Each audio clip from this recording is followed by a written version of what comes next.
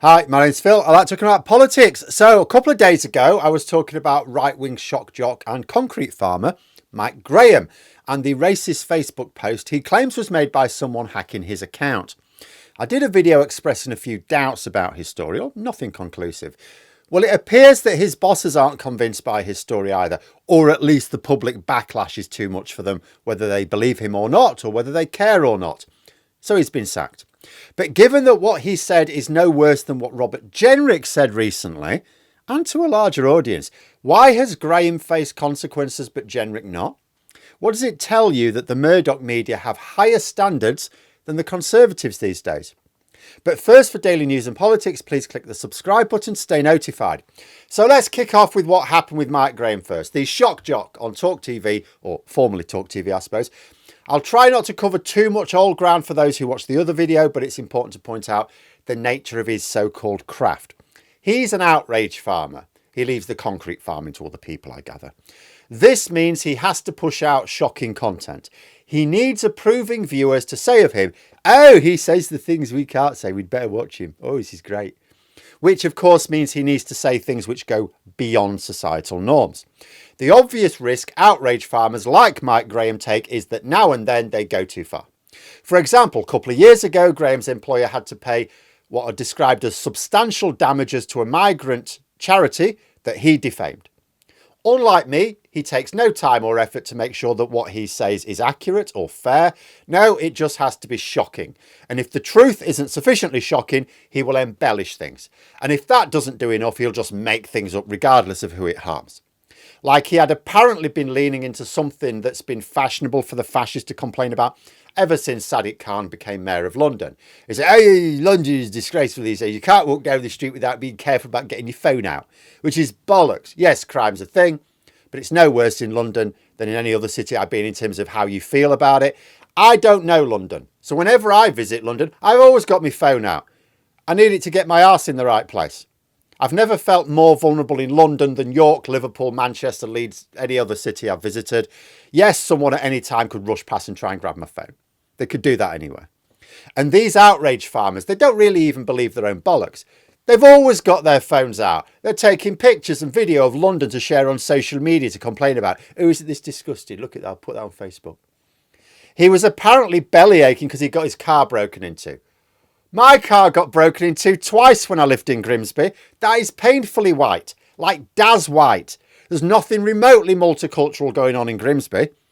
But it is the life of a shock jock to complain about spurious bollocks. So when a racist Facebook post appeared on his account, you may imagine he'd done it again. His shock jockery had, not for the first time, gone a bit too far. Graham claims he was hacked. Now, there were a couple of things causing doubt to this story, which I won't go over again, other than to note his claim to have been hacked came a full day after the post. It seemed a little bit too long to realise for someone on social media a lot who was genuinely hacked, but just enough time for a major public backlash that gets you thinking, ooh, I might have to backtrack here.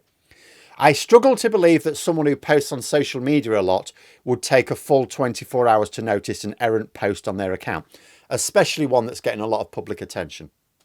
And it seems that the balance of opinion has been that Graham hasn't really proven he was hacked, and given the nature of his usual broadcast behaviour, enough people think he actually probably did post the statement himself that he's now been forced to step back from his show. The news is he's been suspended rather than sacked outright, which implies his bosses are going to wait to see if the heat dies down whilst pretending to conduct an investigation. But this got me to thinking. So let's take a look at the statement on Graham's Facebook, now deleted of course. Tell me we're not effed by multicultural bollocks. Why are we surrounded by non-white people? So this statement was enough to suspend Graham until such time as it can be proven he didn't make it. In other words, Murdoch-owned Talk TV are saying that anyone who made this statement should not work for them.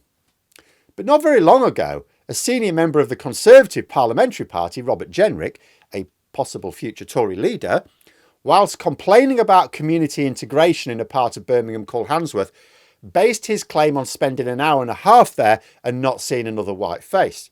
Now, there are a few things to say about this statement of Jenrick's. The first is that it very explicitly invokes the arguments of Enoch Powell. What has someone's skin colour got to do with integration?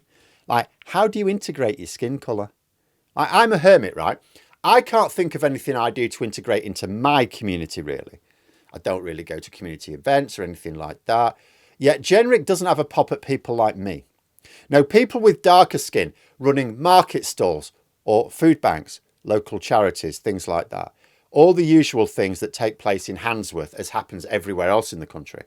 They're not integrating because their skin isn't white. That's what he said. But because my skin is white, I can sit behind my computer monitors all day, never speaking to a soul outside this house for days at a time. And I'm not an integration problem because my skin is white. I'm likely to stay white because the sun doesn't get much sight of me either. Yes, I take vitamin D, don't worry. The second point to make is that Jenrick was almost certainly lying. See, I did a little exercise. I thought, oh, I'll look up Handsworth on Google Images. So you're looking for images, of course, where you've got like crowds of people in the high street, yeah? It's clearly got a larger British Asian population, but there were several photos of the high street where you've got people bustling about, and not a single one had no white people in it. You know, they all contained white people as well as non-white people.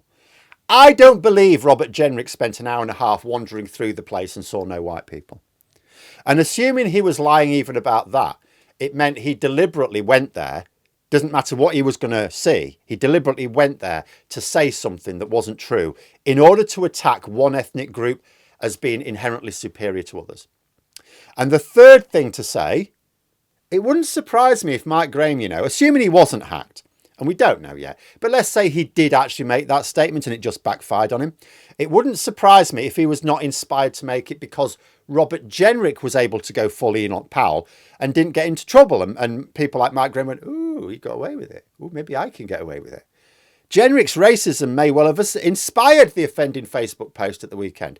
And yet, Talk TV were forced to act against the statement on Graham's Facebook, yet the Tories didn't think there was anything wrong with what Robert Jenrick said to a wider audience. When Badenoch was personally asked about it, all she would say is, well, it's not what I already said. Which is that's a pointless statement. She should have been asked, what is the sort of thing you are comfortable with your party saying? Is this one of them? Is this something you are comfortable with anyone in your party saying?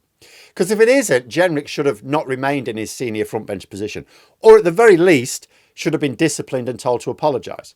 But he wasn't. If a representative of a political party says something, and sometimes elected politicians in a party will say something, the leadership will go, hang on, no, that's not our position. But you need to make it clear, you need to disown it. If you don't disown it, and it's widely reported, you're making the statement that your party thinks that's an acceptable statement. Doesn't matter whether it's the sort of thing the leadership would say, you're saying, but it's a perfectly reasonable thing to say. So the Conservatives think it's perfectly reasonable to consider non-white faces as having a negative impact on communities. And Talk TV doesn't. The media empire, which hacked people's phones and then destroyed mountains of documents to cover their tracks, is holding itself up as a stronger moral force than the Conservative Party. Or perhaps it's just that Talk TV have a better sense of public sensibilities than the Tories right now. But let me know what you think in the comments below. For more content, you could subscribe to the channel or even join for access to streams and behind the scenes updates. Thanks for watching, and until next time, I'll see you later.